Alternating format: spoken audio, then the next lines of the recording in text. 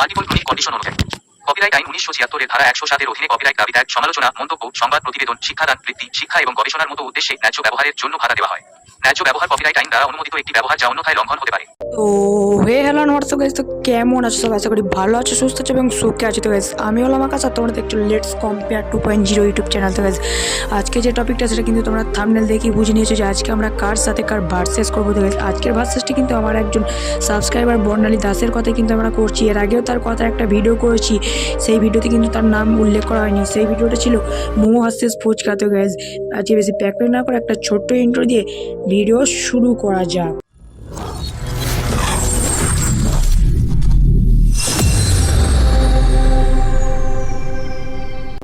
তো গাইস প্রথমেই তোমরা জেনে নিয়েছো যে আজকে আমরা কার সাথে কার ভার্সেস করব। আজকে আমরা বিশ্বের দুটি জনপ্রিয় পানীয় দ্রব্য চা ও কফিকে নিয়ে ভার্সেস করব। চা ও কফি সম্পর্কে বেশ কিছু প্রশ্ন রাখবো, যে সব থেকে বেশি পয়েন্ট পাবে সে হবে আজকের ভিডিওর উইনার। তো গাইস আজকে আমাদের প্রথম প্রশ্নটা হলো, কে কত খ্রিস্টাব্দে আবিষ্কার হয়েছে।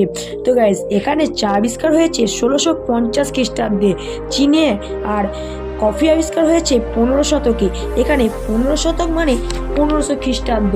তাই গাইজ এখানে কিন্তু কফি আবিষ্কার হয়েছে, আগে আবিষ্কার হয়েছে, তাই কফি এখানে 1 পয়েন্ট পেয়ে গেল। এবার গাইজ আমাদের 2 নম্বর প্রশ্নটা হলো, কোনটি ভারতে প্রথম উদ্ভব হয়েছিল। এখানে চা ভারতে উদ্ভব হয়েছিল 1855 খ্রিস্টাব্দে, আর কফি ভারতে উদ্ভব হয়েছিল 1670 খ্রিস্টাব্দে। তাহলে গাইজ এখানে এই পয়েন্টটাও কিন্তু কফিই পেল। এবার গাইস আমাদের 3 নম্বর প্রশ্নটি হলো, কোনটি খাওয়া স্বাস্থ্যের পক্ষে ভালো। তো গাইস এখানে এই প্রশ্নটি সম্পর্কে আমি যেটুকু জানতে পেরেছি আগে সেটা তোমাদের দেখিয়ে দিই, তারপর আমরা বিচার করব যে কোনটি খাওয়া স্বাস্থ্যের পক্ষে ভালো।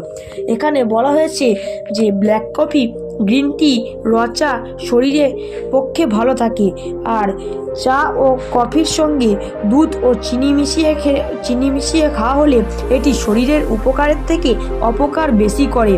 বিভিন্ন প্রসেসের চা ও কফি খেতে সুস্বাদু হলেও স্বাস্থ্যের জন্য ক্ষতিকারক।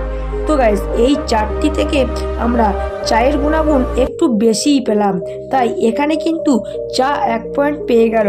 তো আজকে আমাদের 3টি প্রশ্নের মধ্যে কফি পেল 2 পয়েন্ট আর চা পেল 1 পয়েন্ট। তাই আজকের ভিডিওতেও আমাদের উইনার হলো চা।